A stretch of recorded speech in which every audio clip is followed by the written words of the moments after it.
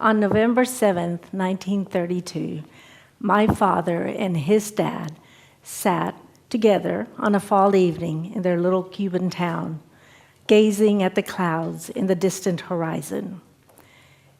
The clouds looked ominous enough, but nothing was to prepare them for what was to happen next. In the hours and the days that followed, one of the strongest Cuban and Caribbean hurricanes of all times, accompanied by one of the biggest tidal waves, would devastate the small town of 3,000 people.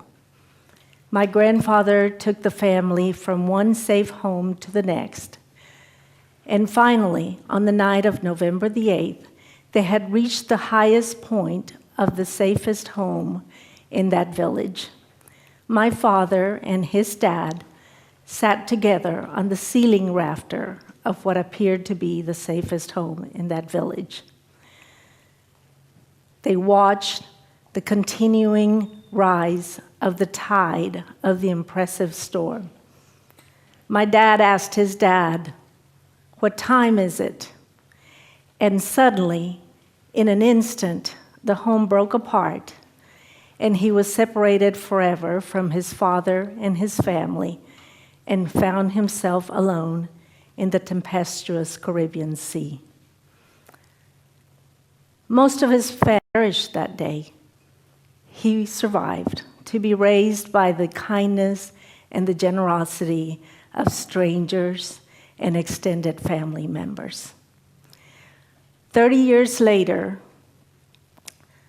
my parents, after fighting communism for years, made the decision to send their 2 daughters on a plane to a country that had promised to give their daughters freedom, education, and an opportunity. My parents chose that as a painful exchange, separating the family that meant everything to them. It would be years before our family reunited again in the state of Texas.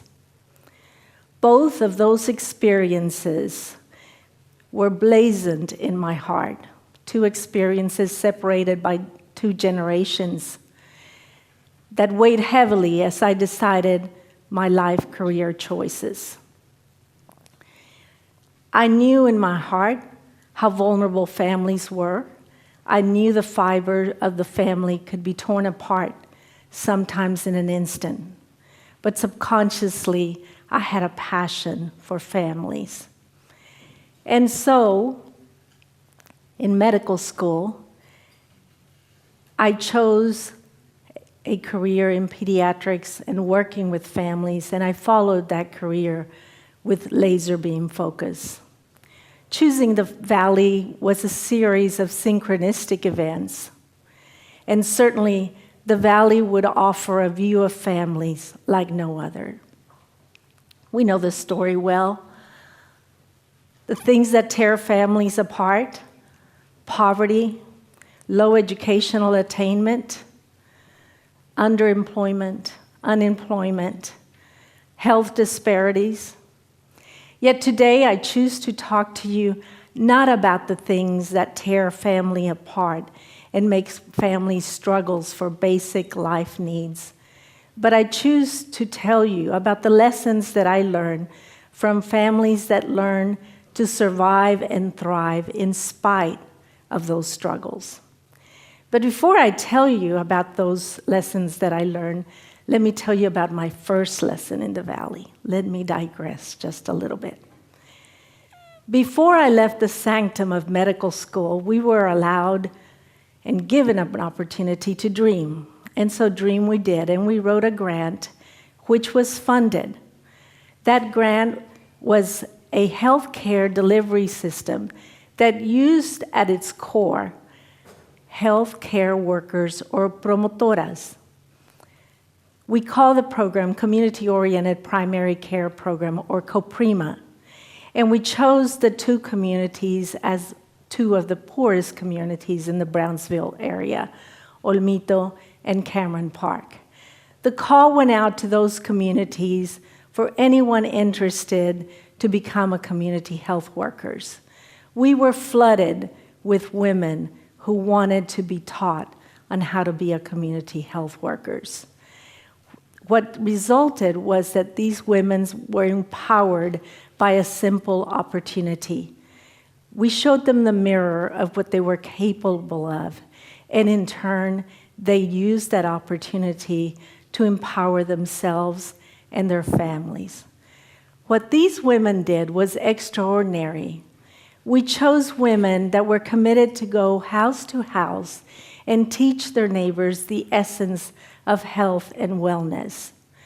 These women, the original promotoras, the first in Cameron County, 30 years later, still teaching their families and their neighbors the principles of health. In many cases, these women continue to empower their communities. And in this case, our original promotora, Gloria Moreno, is shown here a few months ago, still affirming her community and teaching people the essence of health and wellness. COPRIMA taught us many things. It taught us that aspiration is the platform for growth. And since so many of the promotoras were women, it taught us when that aspiration led to growth within their families and within their communities. It also taught us that when you empower women, those women become permanent change for their families and their communities in positive ways. As a result of the tremendous success of the Promotora program, it continues in Brownsville and in areas beyond Cameron County, in Latin America and the world, and in communities where families and neighbors are significant parts of people's lives. But let me take you back to the exam room. In the sacred space of my exam room, one learns many things. One learns that when you take away the material trappings, a family is left with the true essence of what matters. And in fact, we have learned that poor families are not necessarily problem families. In the classical 2003 study, looking at over 100,000 families known as the National Survey of Children's Health, the results show that even though poor families have tremendous socioeconomic disadvantages, what we know is that these families are enriched by the strength of family routines and relationships. The areas of strength for poor families are particularly the parent-child relationship. These families have religious affiliations, and they feel safer at home and at school. In one particular area, when you look at families having meals together, poor families do better than other families. To define the strength of families in poverty even further, we know that the majority of those families have as the head of the household a mother. And we know in parts of the world where mothers are the primary caretaker of children, and that occurs in vast places of the world, particularly in areas where there's instability, stress, and strife. We also know when there's a stable mother as a head of a household that children thrive. Let me take you back to my exam room. In the 30 years that I have been blessed to have learning experiences with families, I have learned that those family strengths are what is mirrored in the strength of families throughout the world. It is a gift to be able to walk into an exam room and for a few moments share the nature of what a family is like. I get to peer through the window of what that family is, and the nature of that family becomes clear to me. And it is through that window that I have seen so much of what it takes to make families. For example, we know that the families that have a core make it.